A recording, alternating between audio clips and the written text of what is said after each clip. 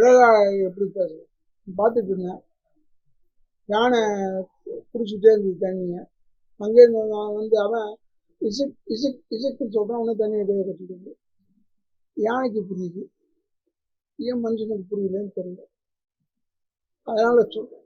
இப்போ நாய் ஓடி வந்து திரவிட்டு சொன்னோம்னா அங்கே ஓடிடுத. அது மாதிரி அவரும் இருக்கலாம். அவரு வந்து இல்லை நான் ஆசீர்வாதம் வாங்கிட்டேன்.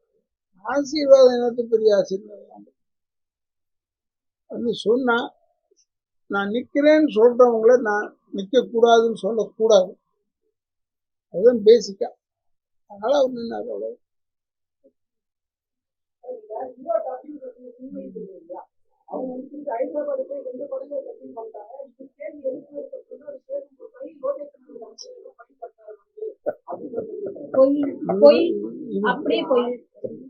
பேச்சு. யாராவது அங்க வந்து ஒரு மரியாதை தராங்களான்னு பாருங்க.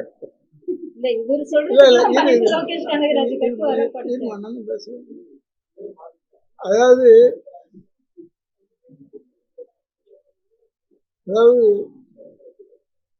லோகேஷ் கனகராஜ் சார் தான் கொடுக்கணுன்றதே இல்லை. யார் நடிச்சாங்கன்னு பார்த்தேன். யாரும் அவங்களையே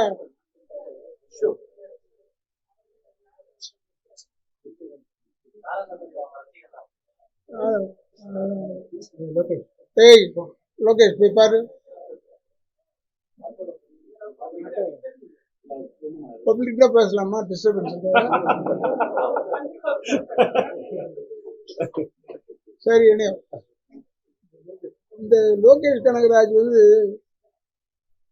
அவருக்கும் பாவம், அவருக்கும் தெரியாது.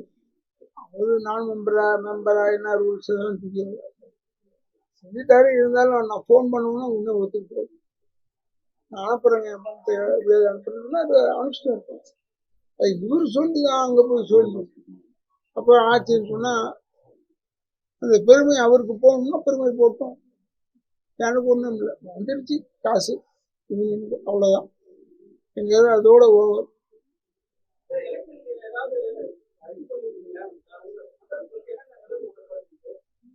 இனிமேல் ஒண்ணுமே இல்லை, எல்லாமே பண்ணிட்டு இருக்கோம். நீங்க தப்பா பேசுறீங்க. வேற ஆளுங்கிட்ட பேசுற மாதிரி ஏன் என்கிட்ட பேசக்கூடாதுன்னா, நான் இதெல்லாம் வச்சிருந்தேன்னா இந்நேரம் சொல்லியிருப்பேன். என் ஆளுங்களுக்கு இவ்வளவு கொடுக்கணும் அவ்வளவு கொடுக்கணும். ஒண்ணுமே கிடையாது. இது வேலை இருக்கு.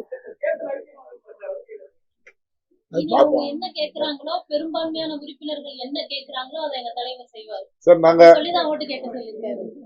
சார் நாங்க எல்லா எலெக்ஷன்லயும் சொல்றது, இவர் வாக்குறுதி தான் கொடுக்க மாட்டாரு, வாழ்க்கை கொடுப்பாரு, அவ்வளவுதான். ரைட்டா? என்ன வேணும் ஏங்க? 1985 இருந்து அவரு தாங்க பண்ணிட்டு இருக்காரு. அவருக்கு தெரியாதா யாருக்கு என்ன பண்ணணும்னு? எல்லாமே பண்ணி உண்மையாவே அவர் சொன்ன மாதிரி இனி பண்றதுக்கு எதுவும் இல்ல. ஒண்ணுதான் இருக்கு. நாங்க போராடிட்டு இருக்கோம். அதுக்கு சின்னத்திரை யூனியனுக்குள்ள வரணும். இது எங்க உறுப்பினர்களுடைய கோரிக்கை. அது எங்க ஆளுமை மிக்க தலைவர் தலைமையில அதுவும் நடக்கும். இதை தடுக்கணுங்கிறதுக்காக தான் வேற ஒருத்தர் பின்னாடி இருந்து ஆபரேட் பண்றாங்க, இவங்க இது பண்றாங்க. இன்னொன்னு ஒரு சின்ன ஒரே ஒரு விளக்கம், சின்மைய நாம் பேச விட்டேன்னு ராஜேந்திர சார் சொல்லியிருக்காரு. ஓகேயா? நாங்க பேச விடல. அப்புறம் எப்படி திருடன் எப்படி நைட்ல வந்து யாருக்கும் தெரியாம திருடுவானோ அந்த மாதிரி நைட்ல திருத்தனமா வந்து பேசினது. இத சின்மையே ட்விட்டர்ல போட்டதுக்கு தான் எங்களுக்கு தெரிஞ்சது. ஆக்ஷன் எடுத்தோம். அண்ணன் பேசினாரு, லோகேஷ் கிட்ட அண்ணன் பேசினாரு, தலைவர் பேசினதுக்கு அப்புறம் தான் இது நடந்துச்சு. உடனே அந்த பெருமையை இவர் மீடியால பேசுறத வந்து லோகேஷ் பார்த்து அப்புறம் லோகேஷ் வந்து இது பண்ணாராம். ஏன் லோகேஷ்க்கு வேற வேலை இல்ல?